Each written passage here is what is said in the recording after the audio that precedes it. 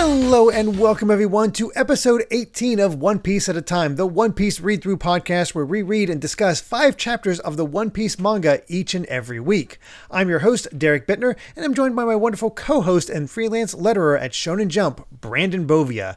How you doing, Brandon? How's it going? Yeah, I'm the English letterer of manga like Dragon Ball and Kaiju number 8 and so on and so forth.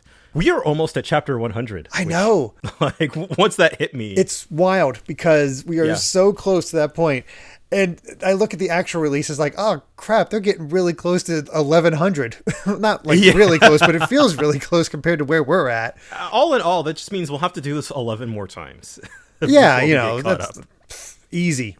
Yeah. And that's not a big deal. Stuff. Honestly, the big thing for me is going to be dodging spoilers left and right because this week was massive with, what was it, 1044?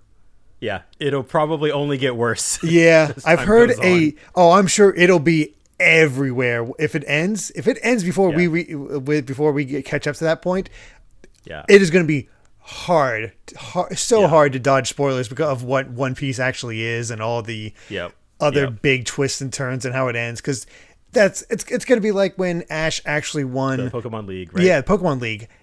Doesn't matter if you don't watch it or not. Everybody was talking about it. Yeah, it's a cultural event. Yeah. And that's what like a big One Piece chapter feels like an event. And that is certainly the case. And I mean, I can't look at anything. I've heard a name, but thankfully because I'm what I'm familiar with up to the point where I reached before I stopped, I am at least familiar. I don't know what it means, but at least I'm not spoiled. So there is that aspect. And then we got freaking One Piece Odyssey out of nowhere. Oh yeah, we're straight up getting our first turn-based RPG in like a decade. I haven't played a One Piece game ever since it was on the Wii. Grand Adventure, World Adventure. Yeah, something like that. A friend of mine had, and I tried it out a little bit because I was curious who they choose for a voice actor for a character that hadn't got to that point in the English at the time. I'm not going to spoil the character's name or anything at this point, just for our newcomers. But looking at that, it's like, wow, I can't play that until much later because I don't know what they're going to show or not. Well, see, that's the weird thing is, like, all the stuff that they showed was like from the manga 10 years ago. Oh. Jeez. So I mean, there probably will be like current stuff, but yeah, everything like all of like the outfits and abilities and stuff was like, all right, okay, works, sure. Yeah. I mean, it looks fine. I love myself a good RPG. It's being done by Ilka, who did the Pokemon Brilliant Diamond and Shining Pearl remakes, which people have issues with, but they have helped with other bigger games in the past. So yeah. My expectations are purely just like, because One Piece games are kind of a mixed bag in general. So I'm hoping that this will be fine. Like that's sort of, I don't need it to be anything more than that. Exactly. You're not going to get your mind blown by this or anything like that. It's just something fun. That's the goal here. And you get that. Like you can look at the Naruto Ultimate Ninja games and look at like, those are fun. They're not great, but they're fun. Same with a lot of the DBZ games. The only like objectively great game I'd say is probably Fighters. Yeah. Yeah, we'll see. There's tons of One Piece content out there, but for now, we're still in the past as we are dealing with the continued fight against the Arlong pirates as we enter Chapter 86, Heroism versus Fishman Cruelty. And God, I love this artwork in the front, like right off the bat. Yeah, just the Nami wistfully looking at a tangerine. I was just, it got me. Packed up, and then there's that sign in the background. Bad conduct to the left, and justice, and you can see the Going Merry in the background. It's like, oh, that's good. Yeah, that's real good. That needs to be a poster, because that is really solid design, and not quite Panda Man, but Panda on her shirt. Something going on there, but real good cover. But let's get into it because we got an ooh, a thwomp, and a doom right off the bat as we get our establishment. Hachi's down, Arlong's pissed. Yep, and a stare down between Sanji and Kurobi. Yeah, and it's so cool just seeing that whole like just the state of things as it is now. Yeah, exactly. Zoro just desperate to go save Luffy. Yeah, he's just like, I might be dying, but I'm gonna go jump into the ocean. Yes, it's like I can't. He does not have enough time for you to fight this guy. We need to go, and it's Sanji's like, yeah, I know this. Page turn, and he jumps into the water. All right, Sanji's going in. Well, of course, we'd already established, and it's pretty obvious. They are at an inherent disadvantage in the water against the fishmen, so. It took me a while. I was like, what's Sanji's game plan here? While reading this, because I didn't quite remember how this stuff resolved. Right. Like, oh, this isn't good. Yeah, they don't know what's been going on with the fact that Genzo and Nojiko are trying to save Luffy at the moment. They're just all they know is that he is drowning at this point. Yeah. He's like, well, I gotta go. And yeah, that is it. They were just like, well, we got this. It's like he is a dead man. But of course, that's when we see what the plan was last time for the two of them. This made me laugh out loud. Like just the visual of, because Genzo's down here and he's trying to do CPR underwater on Luffy's body, and like his neck is just like outstretched. The way it outstretches past the panels just makes me laugh. I know. His head is being held up by Nojiko above water. It is like an insane visual, but also just so kind of works best for Luffy because of course. Thank God he doesn't lose his abilities in water. He just loses energy. Yeah. That actually, I forgot because I thought, and maybe this will be cleared up later, because I thought that the thing was that when you're in water, like your power just straight up doesn't work. Yeah, for whatever reason, I thought that was as well, but it's at least in these chapters explained as you completely lose the will to do anything. You just don't fight it. Yeah. So Luffy's body is still rubber. He just is just out of it. Yeah. He couldn't use it if he wanted to because he's just that energy drained at this point, I guess we could say. Yeah. Mm-hmm. And I can see why the CPR might be taking a while because Luffy's spitting out water, but that's a long distance to travel. Yeah, up. That's some travel. Like gravity? Like with the water just rushed back down his neck and, never mind. Best not to really think about it. Don't think about it. But that reassures Sanji, and he's like, okay, cool. I just have to shatter the rock and leave the rest of them. And bam, page turn right in the back of the neck. Ooh, it looks painful. Oh. And the fact that he loses that air right away, it's like, oh no. Yeah. Sanji takes a lot of hits here underwater. He's really does. He's able to survive for way longer than he should. And he's desperate. Like Kurobi immediately says, like, well, they're trying to save him. Time to kill these two. And Sanji, I was like, all right, desperately grabs on. And we get to see what Kurobi's capable of, and we get to see his dueling hair tether, which. I don't know what that has to do with like karate, but yeah, okay. Like he can just control his hair. Why not? We'll go with that.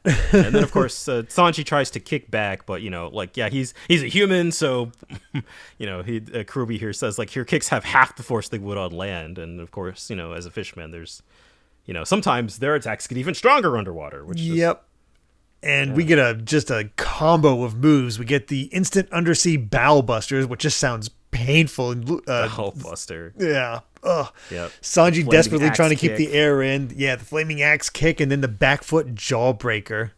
Back to back. I guess the Baratie is still fresh in my mind because it's like, man, we've been seeing Sanji get the crap kicked out of him a lot. He does. It's like this poor. It's the kind of thing like. It's not only that he's getting the crap beat out of him, but it's like he always gets the crap beat out of him like by multiple moves in succession. Like there's 3 pages of him just boom, boom, boom. Yeah, because that jeez, man. jawbreaker wasn't even the end. That Guffall palm bomb. That looks like a broken neck. I'll be honest. Yeah, it just sends him crashing into the wall. And I do love the kind of humor of the as he desperately tries to climb up the just wall. Like, oh god, this was a bad idea. Oh, this is not good. And man, looking at his eyes and whatnot, you could just feel the desperation of like you need to breathe. And then, I mean, we have here basically Kurobi here's grandstanding, just like, all you humans are weak, blah, blah, blah. And, implying that he's just going to kill everybody and Nami and whatnot. You can't save anybody. But then, like, his actual plan here is like, taking advantage of the fact that humans don't do well with water pressure. Mm-hmm. So he's like all it is basically like he's just grabbing Sanji and just like rushing further down into the ocean. And it's like, that's kind of scary. That is definitely a way to kill a man. That is, you got to be careful with that when deep sea diving, I hear. I've never done it, but yeah, you got to adjust to that pressure. He just coughs up blood. Like it feels like he's like not just trying to hold his breath in, but just hold his guts in, because the way the Kurobi was describing it. Yeah, he's pretty in detail. Oh yeah, I mean, I do love that like Sanji's face before he did the whole plunge, when he was saying about how he's going to kill the villagers, kill Nami. That is the face of death. It's just like you feel it, but it also is that determination is like, oh, he just threatened Nami. Oh, hell no. Oh yeah, yep. Well, that, and like once he gets to the bottom and Sanji's like bleeding out, like his reaction is like while he's still being grabbed by Kurobi, he's pointing up, like he's like, I could go one more time. Bring it on. Like, this guy's still not dead.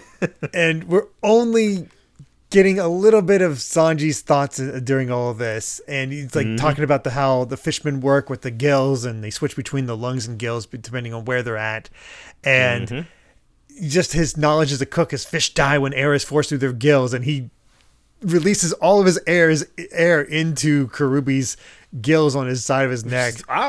And it's like, oh my, like that's brilliant. Yeah, it's brilliant. I love it because it's the kind of thing that a cook would specifically know. Yeah, it is. Yeah. It plays into his strengths, and yeah, you definitely feel the desperation of him getting up above water. Yeah, yeah. That just. I was like, oh, thank God. Yeah. Woo! And he's just trying to explain things to Zoro. He's just like, don't worry, half of him is all right. Yeah, it's like half. And he's just calling out Kurobi. It's like, it doesn't matter on land or in sea, I'll destroy you with the 1,000 brick fist, which is apparently the ultimate thing. And then the beatdown. I forgot about this beatdown. Yeah, again, Sanji gets his revenge. Oh, this is brutal. It's a tenderizer, essentially, because the Collier coup, the Ipale sprawl, the Côtelette kibosh, the Selle de ouch. De ouch is one that gets me the best. Yeah. Poitrine Treader, Gigot Charlie Lay Horse. There's some really dumb names in here. They're dumb, but that's what I love about Sanji's just cheesy food pun attack names. Just pointing out what he kicks and just giving it a name as far as how he fights them. Yep, and then it's just and the last one too, just the Mouton mallet is just it's just, man, what a turnaround! Just it was like, now that Sanji's back on land, he's got he's got legs, I guess. Yeah. I think he's just like, oh, Sanji's pissed. Yep.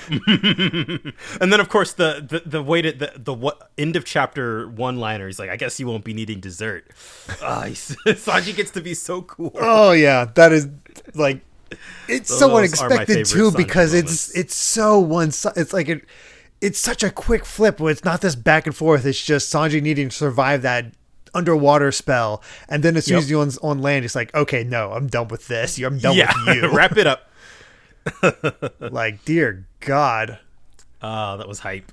I loved it. That was a great fight. Quick and to the point. Like, my God. But let's go ahead and get over to chapter 87. It's all over. And not too much to comment with Kobe and Helmeppo and their Chronicle of Toil. Kobe's a good boy. He's studying into the night. It's kind of all the same stuff. Like, Kobe's trying his best. Yeah, it's about what you'd expect. I do love that the panda shows up from Nami's shirt on Helmeppo's hat. That's an odd sense of continuity. Maybe there's a panda-themed clothing brand? Maybe. It could be a thing, but it's one of those where it doesn't really move anything along. It just shows how dedicated Kobe is, and that's a nice touch. Also a nice touch. I love the life raft around the light at the top. Like these Marines have their theming down. I was gonna say they take their interior design very seriously. Oh yeah, and we get into the fight itself and the aftermath of Kurobi getting sent away by that Sanji. First opening panel of him just getting like just thrown into the wall. Yeah, by Sanji's kick. Looney Tunes-esque, leaving an imprint of his body. Oh yeah, he's got the imprint of his body, and I love that with the contrast of just Arlong's like increasingly, he's losing his temper, and he's like, yeah, Kurobi's down, Hachi's down. He's like, what is happening? Yeah, it's like this. I'm done. It's just that him finally standing up is like, how dare you wipe out my valuable officers? I didn't notice the outline of Kurobi like crashing into the wall, and the fact that it remains in the next panels is so funny. It's just how he went through the wall. Yeah, that's good cartoon nonsense. Oh, it really is. But God, that's some good threatening artwork of Arlong at that point. Oh yeah. I love this conversation. It's just like, okay, big bad's coming out. Yep. Sanji and Zoro are definitely worse for wear, but we got to go save Luffy. I got to get back underwater, but I don't think he's going to let me. Yeah. It's they're kind of in a bad spot here. Yeah. It's not great, but Nojiko's actually getting some hope. Genzo comes back up to get some air, and it's like, all right, you take a break. I'll go down. And hey, nobody's been killed. In fact, I think I'm about to get hope. It's cool because we've known how like hopeless and desperate the villagers have been up to this point, where they're like, nobody is a match for Arlong and his pirates, and so here's Nojiko basically like watching as two of his highest ranking officers go down one by one, and it's like, oh, okay, things might turn around. Yeah, things might be going well. Except, we got Usopp dead on the floor. Yeah, that's a funny contrast. I feel a rising sense of hope. Usopp bleeding out. On the ground. I edit these, not right away. So I'm a little further behind as far as editing and getting them ready for the next one. But it's really funny because I was at the point where Usopp was running away the first time from the fishman and was caught by, I forget his name here, but it's Smoochie here. Oh, yeah. I'm like, man, how did he have such trouble catching up to Usopp the second time? But here it is. It's like, oh, hey. Ran faster. He caught him. He got him with his Lipo Blaster. We find out pretty quickly that Usopp's faked it. He made a ketchup star and faked his death. And we just get this internal monologue of it's like, man, they're terrifying. They can flip houses. There's a whole village of them.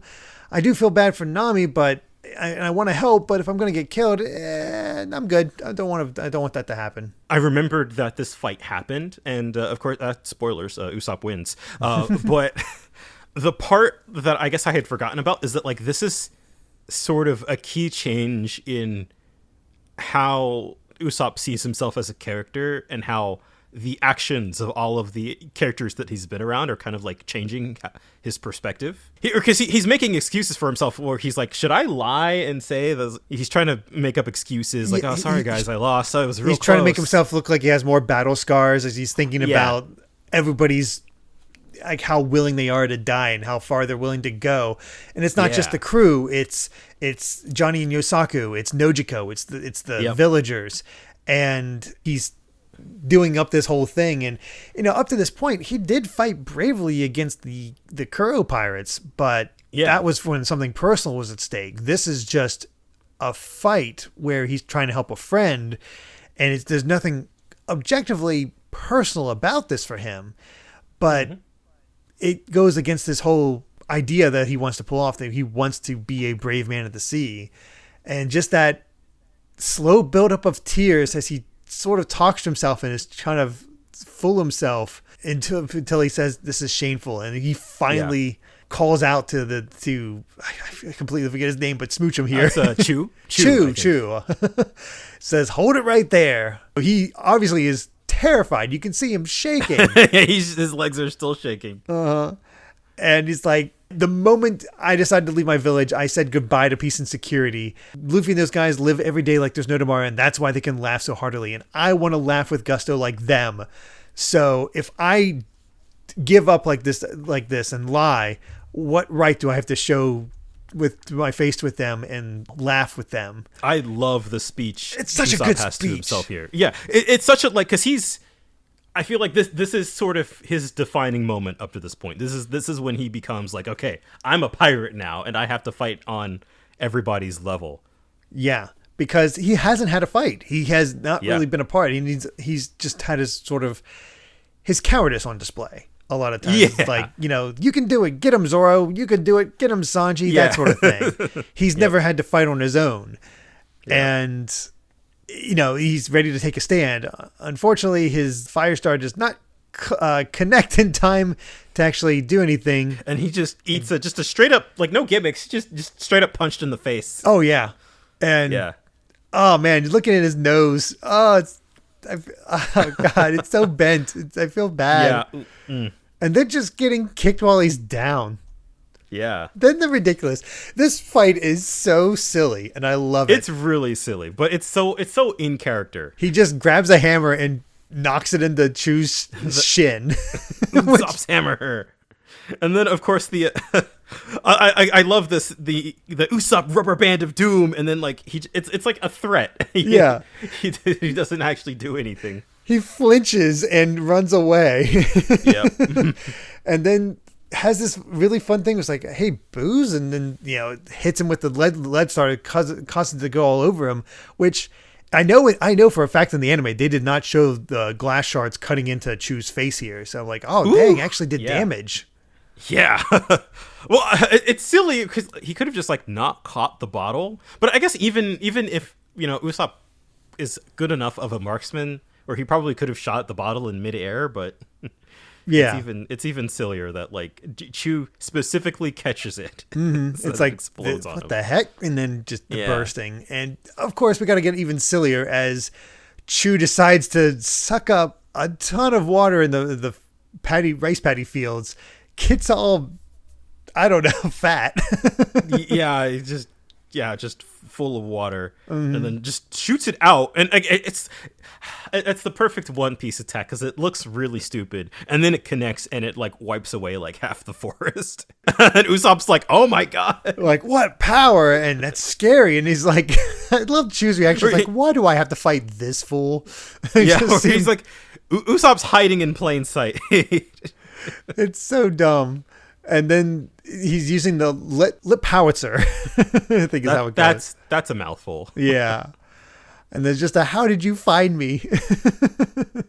But most of this fight is just Usopp trying to build himself up while Chu is just like, this is ridiculous. He's trying to survive. Yeah, it is a good fight. Like a good finishing line. It's like, this fight, did you know that Grog burns? And then sets off the deadly Firestar again. Catches him on fire to end off the chapter. Sets the whole man on fire. And that's how, like, it's awesome because, man, between this fight and Sanji's, it really does feel just like that extra little bit more tactical. Yes. At least in parts where it's like the characters are sort of thinking on their feet. And, they're setting up for stuff.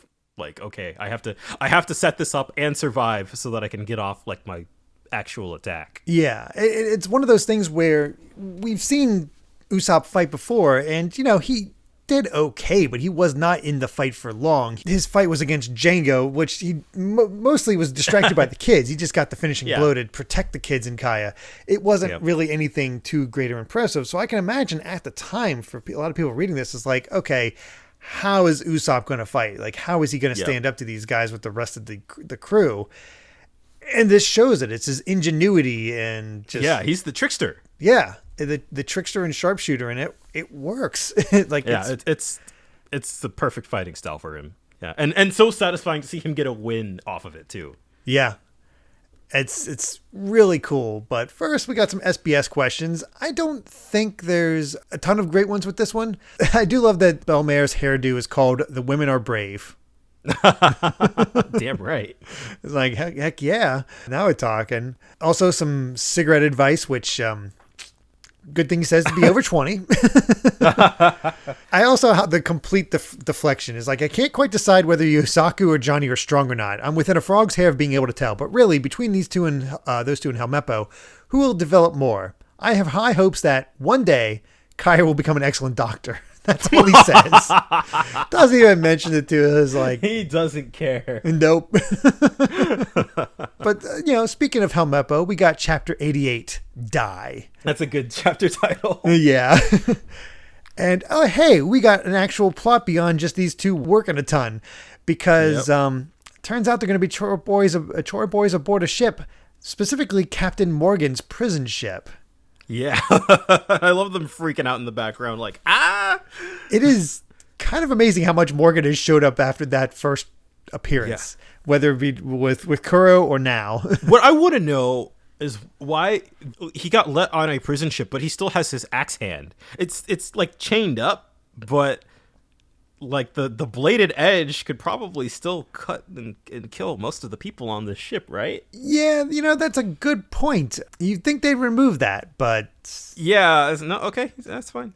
He's not gonna hurt anybody. Yeah, we got the twin balls and chains. Like obviously nothing's gonna happen with Morgan.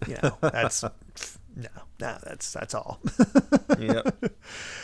But let's actually finish up this fight with Usopp and Chu, as Chu's kind of still on fire and running towards water. Yeah, he's like, water. And Usopp chases after him. He's getting to the water. Man, I love Chu's face. Yeah. As he's running towards it. Like, you could just feel the heat of how much he is enveloped in flames at this point.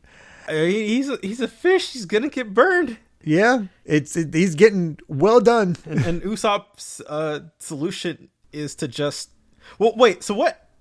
I don't know if I recognized this at first, but it's like, because Chu goes running into the water, but it sort of looks like a lot of the water is evaporated. What it is that he's running towards the water. Usopp uses his hammer on the back of Chu's head, which sends him apparently forceful enough to send him splashing into the water. Yeah, which has caused that big explosion. And he's definitely a little crispy, but he's still awake, but weakened. And I love this line. I loved it in the anime. I love it here. Usopp's hammer. Usopp's hammer. Usopp's hammer. Usopp's rubber band of doom. Usopp's hammer. Well, and I love the little ... It's like, did he flinch? He might have. And then just a look at Chu, who honestly looks more beat up than either Kurobi or Hachi. He looks the worst for wear. Usopp. Usopp knows the double tap. Yeah. Or like quadruple in this case. Triumphant. It's like, even I can win if I try. Oh man, that panel of him just like flopping back. Like he earned that W. Yeah, he really did. I think the anime did a pretty good job of this fight as well. I've not rewatched it, but I do remember that he played like...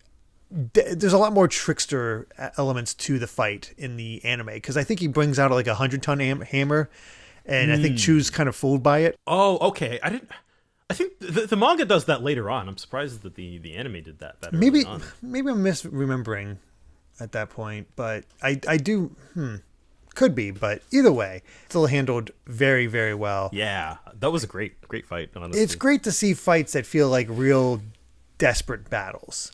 And that's I think that is the core difference in these battles so far here in like the climax of Arlong Park. Like everybody feels like it's just such a desperate struggle. They're all barely hanging on. Right. So it's really satisfying to see the Straw Hats like come out on top one by one. Yeah, Zoro would have an easier time if he didn't have the wounds. Sanji would have an easier time if he didn't have to worry about rescuing Luffy, but I guess it didn't matter too much in the end. Mm-hmm. It's nice to see them get these wins, not have it dragged down and just like, nope, here's the fight. Here's how it goes down. Yep. We're done. But it's also time to check in on Nami. She's bandaged up that arm that she's been stabbing. I've done my crying. I've voiced my complaints. My mind is made up. I'm going to go join the fight. All right. That's when we get back to Arlong Park. And yeah, this is where the danger really comes in. It's like, because I was trying to remember, what was it that made Arlong feel like the fight with Arlong feel so much different than the others? What made it feel like a real threat to me the first time I watched it? And here it is. Up to this point, I was always pretty sure Zoro, outside of injuries or other like things that kind of held him back, he could probably handle most fights that Luffy did. But here we are seeing both Sanji and Zoro getting taken down by Arlong. Yeah. I mean, they're both pretty winded at this point too, especially Zoro. But yeah, I mean, just the fact that like this is kind of there's no other option left. Like they're, until Luffy gets freed, like they kind of have to stall for time, and Arlong is just kind of too much for him. Definitely that case. He has some sort of water throwing ability that he can do. Yeah, I don't know what that's about. He's even quick enough to dodge Sanji's kicks and just send out the water and just send him crashing down. Like, it looks devastating. That looks and painful. This is like the party trying to fight the final boss. It really is. Yeah, and Arlong just like completely just kind of completely no-sells Sanji. Oh yeah, just go ahead and die. Yeah, and he's like, this is like nothing we faced so far. Like, Arlong is on a completely different level. Yep, a little taste of the Grand Line, but that's when Nami shows up, and she's like, "I've come to kill you." Oh yeah. And I like this little bit. I completely forgot about this because so did I. The fact that he's laughing at her trying to kill him. It's like, in the 8 years you've been with us, how many times did you try to kill me? Assassins, poison, ambushes, and the result, I'm still here, ain't I? It's like, I never thought about that she was actually attempting to do that. You know, it makes sense with her being out there, but I guess that shows how useful she is as a navigator. It's like she's actively trying to kill him, which makes Kurobi's suspicions of her make sense. It does, yeah. Well, and the complete confidence from Arlong on this part, where he's the fact that despite multiple assassination attempts, he is still just like, I'll let you in on my crew because I know that you can't kill me. Just. He does not care. Yeah, it's just that in that line, just, you're going to be my little cartographer forever, and just Nami's just a fear. Yeah, and the freaking like Yakuza gangster ultimatum here. He's just he's basically like, I'm gonna kill everybody except for you, but I will spare them if you rejoin. Like, that is how much that he wants Nami back on the crew. But if she agrees to that, then he's just going to kill Zoro and Sanji. Yeah, it's like, I'll spare everybody except for Sanji and Zoro. These two still need to die. Yeah. And it comes down to this big choice where, well, are you my shipmate or theirs? Are you going to save your village, or are you going to stick with this crew and die together?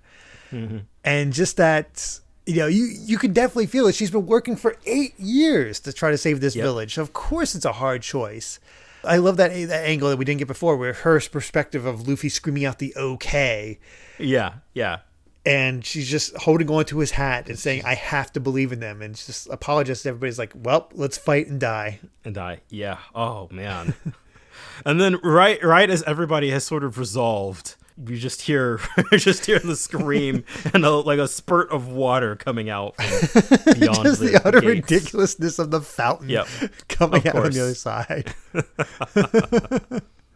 And that gives Sanji hope. It's like, he's breathing. That's all. Now it's all left is to free his legs. Yeah. Yeah. And then, Luffy's back and he's just, It was like, I'm alive. Oh, thank God. Zoro with the thumbs down. That's good stuff. All he needs to say.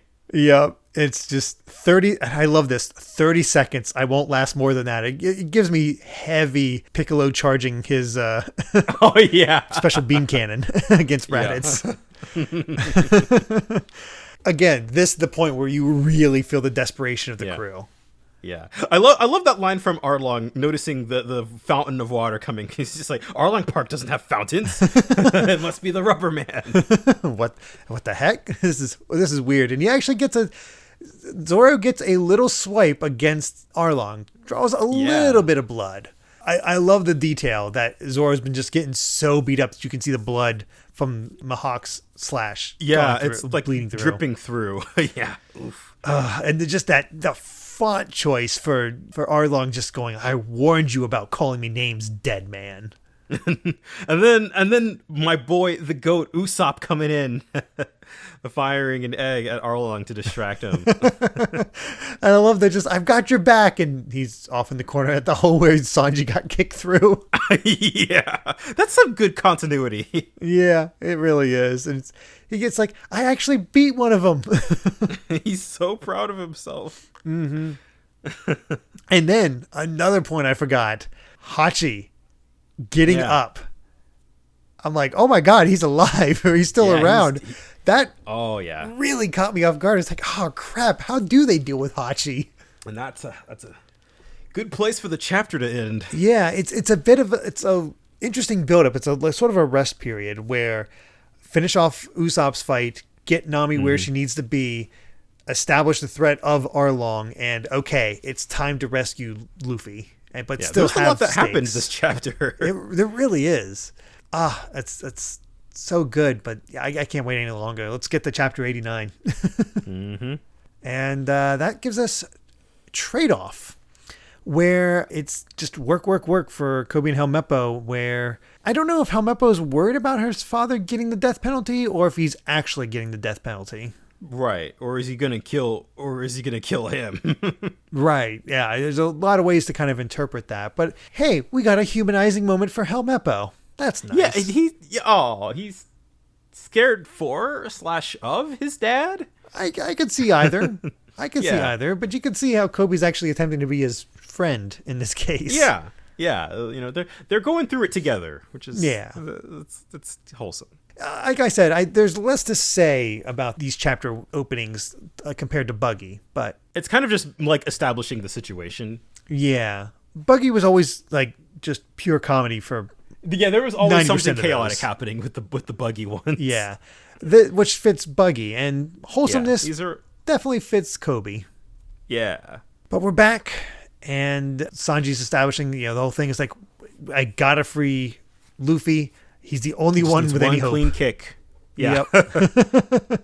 We get more of that, how Devil Fruit works with Arlong. It's like, not only do people with Devil Fruit powers lose, he actually says it, they lose the Devil Fruit powers underwater, but the ocean takes away their will to live. So that is a bit of a continuity error. Well, yeah, I'm interested. Just don't quite understand. Maybe he's talking about the fact that they lose the ability to use them themselves. But I think that might be it. Yeah, but Luffy, because for the most part, I have to imagine most Devil Fruit powers can't be activated by other people too easily. For example, Buggy. I don't know if I guess if you cut him up like Zoro did, but ostensibly you're not going to be able to do that on your own. And for thinking of future Devil Fruit powers that we have not seen yet, how would you make them activate that in underwater anyway? Exactly. So Luffy is just a special case.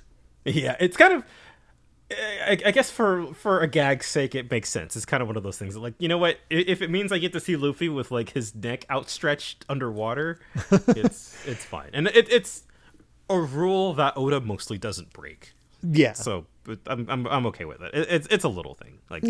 It's just one of those things. It's not like Luffy is actively fighting underwater. Yeah. I mean, if we were doing this type of podcast for Dragon Ball and seeing all the ways that Toriyama contradicts himself, oh my God. The man just can't even keep his own stuff straight. Yeah. But I do love how Luffy is more concerned, is like, oh, hey, where's your pinwheel? It was cool. I love this stare down between Arlong and Zoro, and every time it's just Usopp kind of trying to help. He's trying to help. Way over. Yeah, he's just like, I'll distract him. And then he tries to do the rubber band of doom again.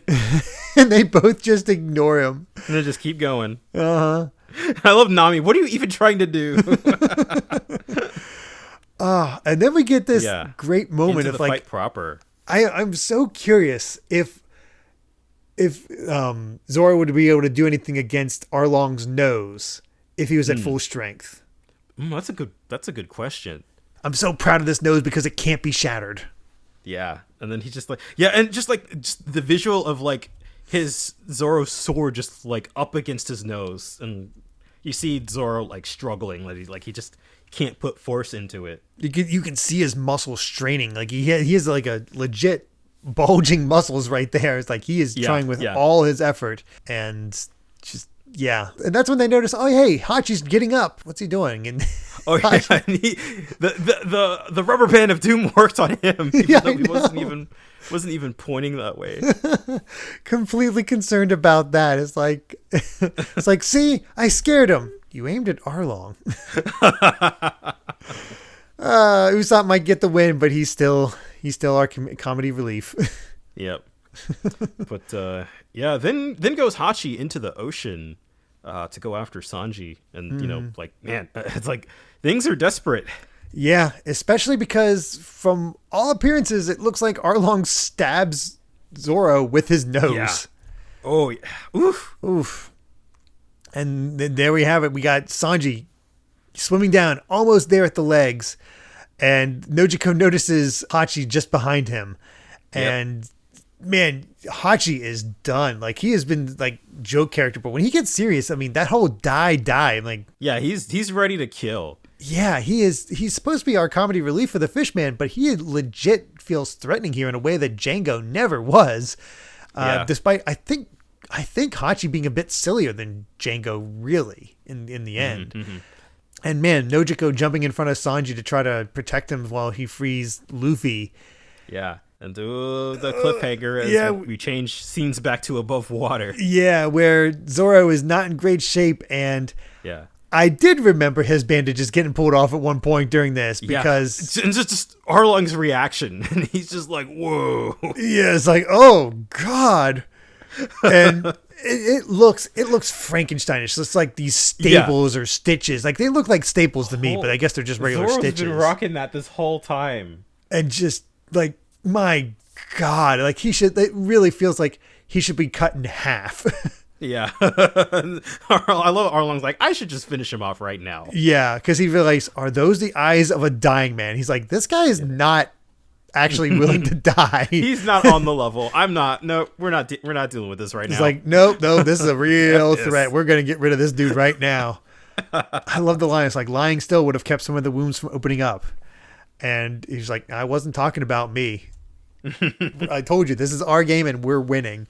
And that's when we see the wounds open up on Hachi as they just burst open just as about to hit. Like, delayed reaction is so good. Oh my God. It's so well done.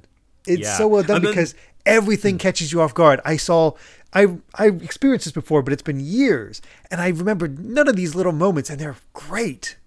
Yeah, it definitely, it makes it all feel like nothing is wasted in this arc. Like, every single action that a character takes comes back in some way. Like, there is a consequence to the things that you might not even think have consequences. Like, I didn't think just watching Zoro fight as he has, just bearing all of these wounds, and then like he's completely aware that like Hachi's not going to be able to like he is not going to be able to survive what I did to him. Which is just awesome. Mm-hmm.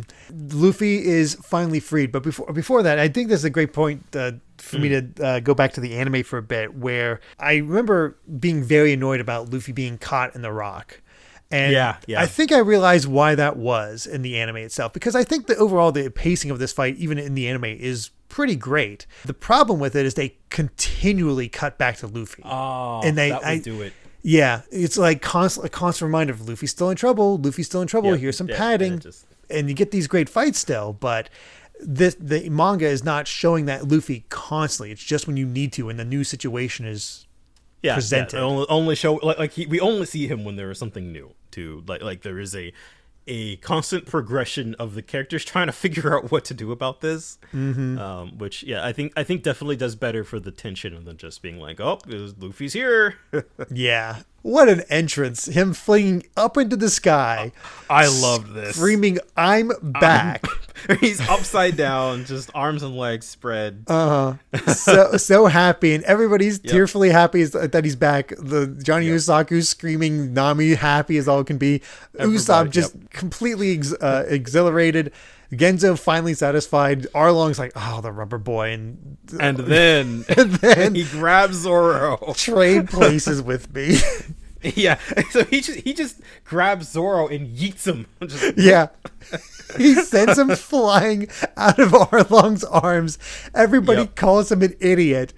But that's enough to bring Luffy right there in front of him with the gum bell, smashing him in the face.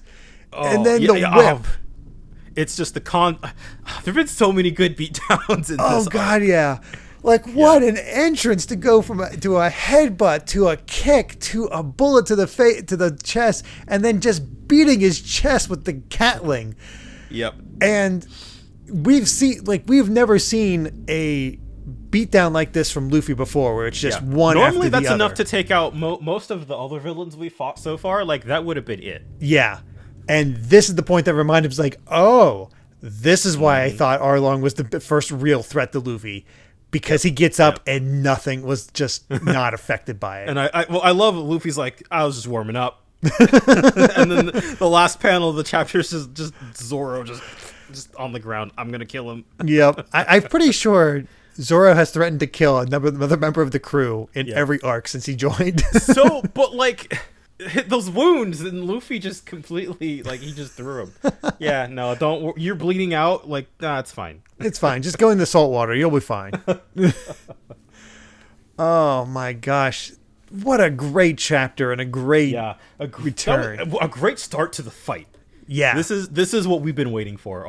Everybody's in place. Everybody else's fights are done. It's Luffy versus Arlong now, and it just a bombastic way to start the fight. Oh, it's so just fist pumping in that way. Yeah, it's just it's so good. The SBS does have one thing that I think they removed in the English adaptation because what? The question was talking about Patty saying, "I'm turniply saucy." What does it mean?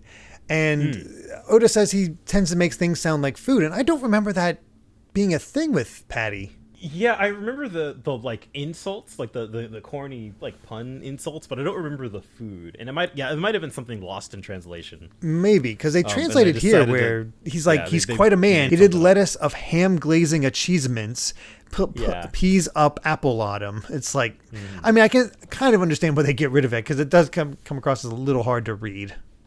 Yeah, that's a lot, isn't it? And then it's like the other question is there a bone in Usopp's nose? I've seen it bend and squish, like it's so many times like squish. And then he's like, whoa, it does bend. I love it when Oda plays dumb with his readers. Yeah, that's always fun. But that brings us to chapter 90. What can you do? We got a legit like cliffhanger here where it's like Kamepo's freaking out about something. Yeah. I don't like there's like a little I have no idea what seagull in his like exclamation bubble. I mean, I guess it could be marine related. I mean, I guess it would be a pirate shape otherwise. Like, I don't think it's a pirate because you'd think it'd be like pirate shape, but I mean, we got the seagull as the idea of a navy, but so maybe something marine related. But what would merit that? Yeah, reaction. I have no idea, honestly. Yeah, so an actual cliffhanger. It's not just, hey, let's hang out. Yeah, I have no idea where this one's going. Nope, not a clue. Some of my favorite dialogue here. I remember just dying. Like I was first time watching this, and even just reading this, I'm just absorbed because it's this interaction between Luffy and Arlong tells you everything. Kind of reminds me of the first interaction of Frieza and Goku. Oh God, you're right. Especially in Team 4-Star. Yeah. It's a very similar kind of very serious and full of themselves villain having to deal with a very just walking, talking cartoon character. Yeah, like this guy is a literal idiot.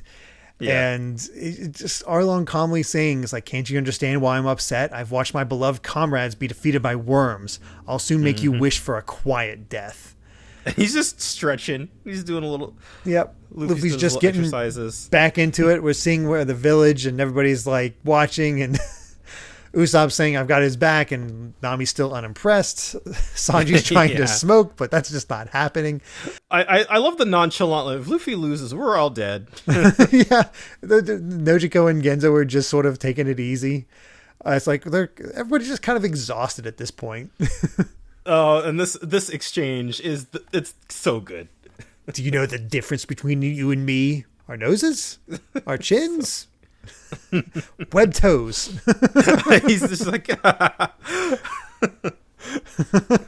and that's how we start the fight proper. Yes, and that just beginning with Arlong pissed and just trying to bite actually gets a hold of Luffy, goes for a killing bite against his head, and just that whoop with his head. Luffy grabs his. These are my favorite moments in Luffy fights because he's just. The stakes are serious, but he is still just a cartoon. Like he's just grabbing his head with his hand to stretch his neck out of the way. And it just demonstrates more of Arlong's power as he completely decimates that column.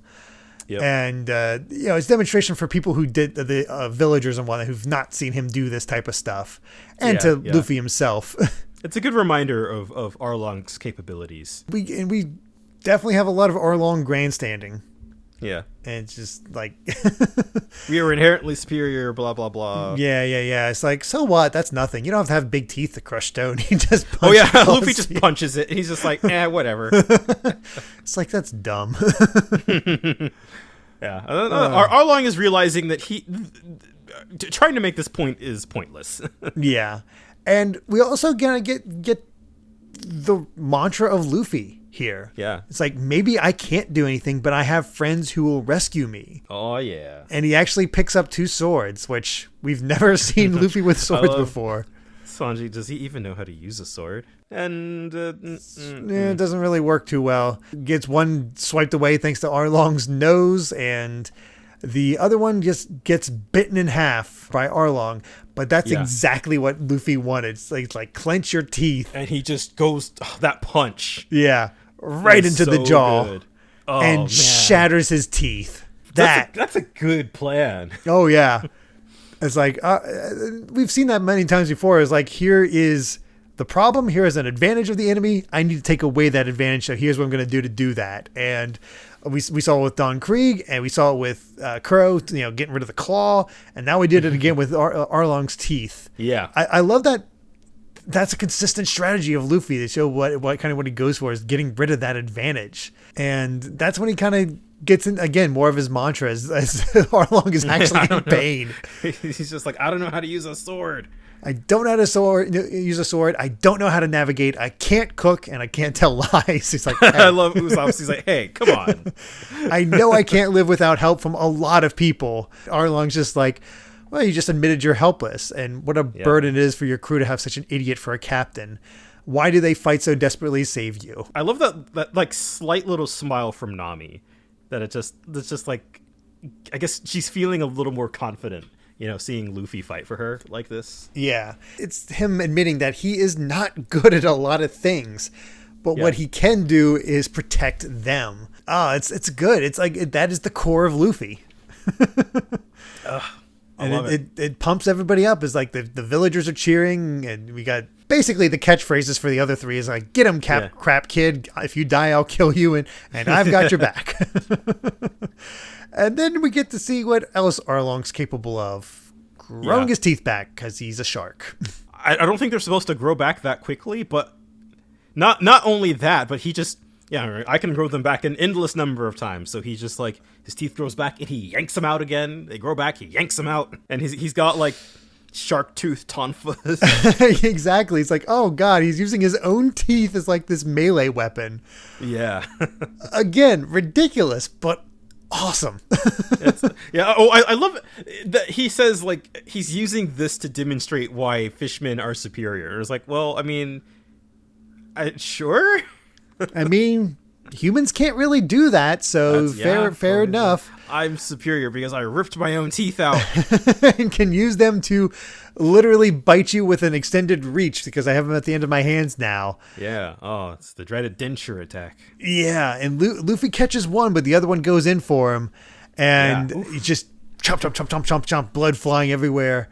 And that's when we see that Luffy somehow managed to get one of his shipmates, the Arlong shipmates, and put him in the way. That poor shipmate. Which I guess, they've all been unconscious this whole time because Zoro took them all out like 8 chapters ago. Yeah, and then it got taken out by Luffy doing the pinwheel attack. Oh, yeah, that's true too. Yeah, and I just love that. What Arlong? That hurts. Yeah. Taken out by your own boss. Yep, and that's how it ends. It's just Arlong's like, Luffy, you little, and Luffy thinking of something fun, which God knows what that means. I have no idea what that means at this moment. That could mean anything coming from Luffy. Yeah. Oh boy. And there you have it. That's it. It's these chapters are definitely going to go quick because of just it's mostly fight scenes, but damn, they're satisfying fight scenes. Like every one of these everybody hit. Yeah. It's great. It's definitely, I feel like these fights are on the whole just on another level compared to what we've had up to this point. Mm-hmm. Anything that came before, where Luffy is a bit on the back foot. These attacks are coming. He's finding ways to get around it. It comes across as more even. And yes. I can tell you right now, when I first watched this is why this hit so hard for me, because it's like, oh, finally a challenge for Luffy. Yeah. I just, because it was cool to see him so powerful, but I was just like, man, there is nothing that can stand up against him, which, to be fair, is kind of necessary since his goal is the Grand Line. It fits for it. It's kind of been like a build up. Yeah. Get to see a little bit more, and we've solidified at this point. We know what he's about. We know what the crew's about. We know how this all is, and this is just the final challenge before them heading for the Grand Line. And we'll get to see how that all culminates next time. Oh, I can't wait. Me neither. It is so hard not to keep reading on, because we're about done with this this arc. That's the crazy part here. Oh, yeah. And with that, I believe we've said all we wanted to say about chapters 86 to 90 of One Piece. Thank you so much for listening, and you can find more of my ramblings and stream VODs over at BitNerd Games on YouTube or BitNerd with an underscore at the end on Twitter. And Brandon, where can they find you at? I'm at Brandon Bovia on Twitter. If you want to see me talk about all sort of anime, manga, games, and my job is... I guess that's the catchphrase at this point. I got some stuff coming up soon. By the recording, while recording this episode, the Tuesday after is when Kaiju number 8 volume 2 comes out.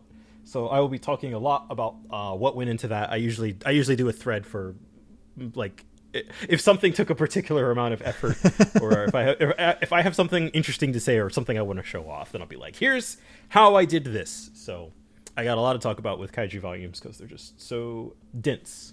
Nice. I got to read that one. I definitely need to check out Kaiju number 8. It's a very easy read. It'll take you like an afternoon. It's very, very fast paced. Nice. So keep an eye out for that. Definitely check out more from Brandon. And he's I know he has to hold back now because he can't spoil things on his Twitter since I'm paying attention. Yeah. I'm seeing so many tweets about all of the cool stuff now that the chapter has been officially released, and I'm like, I can't retweet stuff. I can't interact with it. I don't want Derek to see it. And just if you're following me and following along with our like recordings, then of course I don't just want to be like talking about all the stuff that is thousands of chapters from now. Mm-hmm. Yeah, I've felt that before, where I know something, I've talked about something, and I can't talk about it quite yet because it's not available for everybody.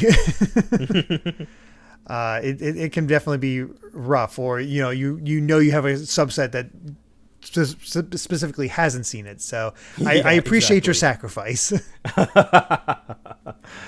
But if you'd like to help us out more, support us in this time of need, you can support the podcast over at patreon.com/Derek Bittner. That's DERRICKBITNER to listen to the next episode 3 days early. And make sure to return next time as we discuss chapters 91 to 95 of One Piece. Until then, my friends, bye. Remember to take life one piece at a time.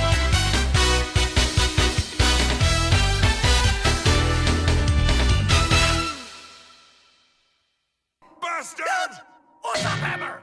Usopp hammer! Usopp hammer! Usopp hammer! Rubber to doom! Usopp hammer! Usopp hammer! Usopp hammer! Usopp hammer! Usopp hammer! Usopp hammer!